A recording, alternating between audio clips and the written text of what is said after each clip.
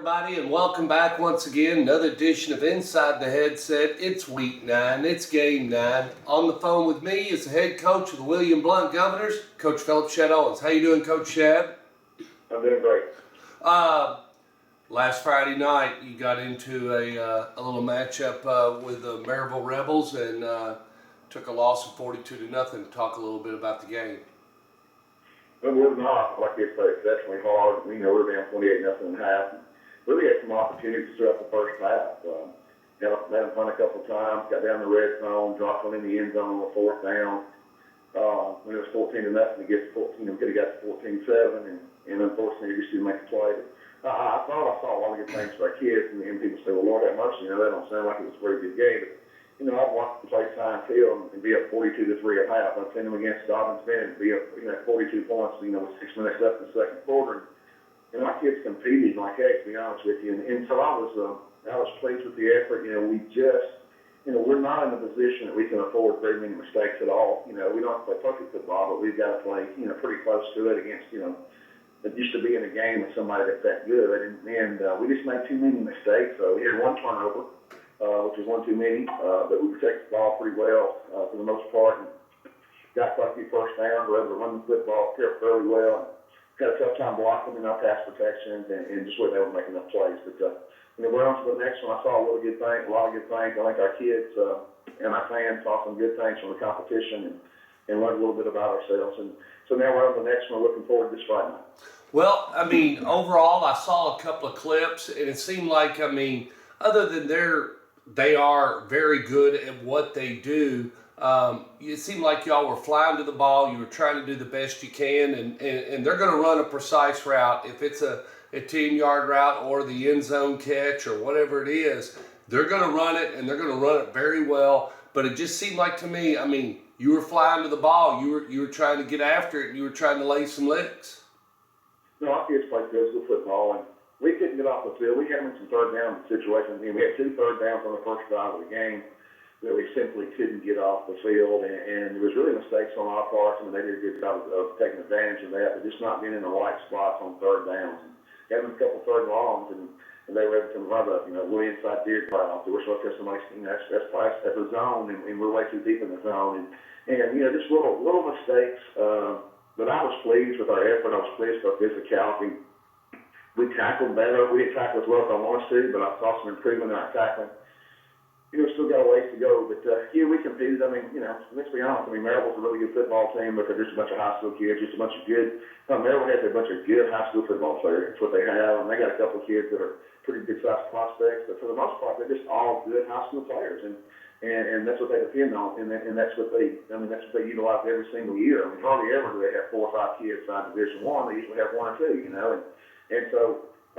They do a good job. All their kids and their seconds, they rotate kids in and out quite a bit, and you can't see much difference between 1s and 2s at Maryville. And that's kind of the advantage I think that they may have on some people is that every one of their kids that play on Friday night can play, and we don't have that kind of depth right now, and certainly we're trying to build that here at William Blount. But I saw progress, and as I said in some other weeks, right now our biggest progress I've seen is on the practice field, but I did see some steps forward Friday night, and hopefully we can carry that and continue to grow and get even better this Friday night. Find us a way to win again. Well, all right. Hardin Valley and Bradley Central. Let's not talk about that other one, but of course Maryville's going to play them, so you might come out with a little something there on the backside. But let's talk about Hardin Valley. What's it going to take to beat these guys, and what talk to the Murfreesboro people about what you're going against. We're going to go against the team that's, from a defensive standpoint, they're a 4-2, but they're a blitzing 4-2. They're always sending somebody. Their answer to everything is to send pressure. And if that don't work, their answer is to send some more pressure. And so obviously we got to do a good job in blocking gaps, do a good job in pass protections and take advantage and really use some of those blitzes hopefully against them. But they're very athletic in the skill positions. They have a couple of tailbacks that can really run. They got a little quarterback that throws it pretty solid. On the short stuff, he's really also a quick kid that can get outside the pocket and do some damage.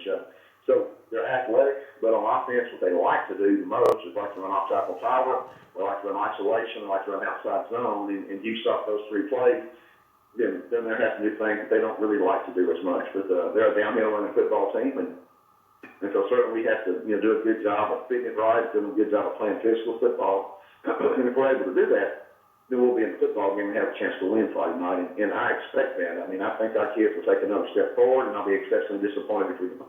Well, special teams, are they good? I mean, have they kicked a couple of field goals from long distance? I don't know anything about them. No, they have. I mean, they're solid special teams, but when they got kicks in the end zone on kickoffs, but they hadn't been a big field goal team. That's not who they are really. And I mean, he's a solid player, but nothing that's that's an all-state or whatever. Just a high school kicker, but.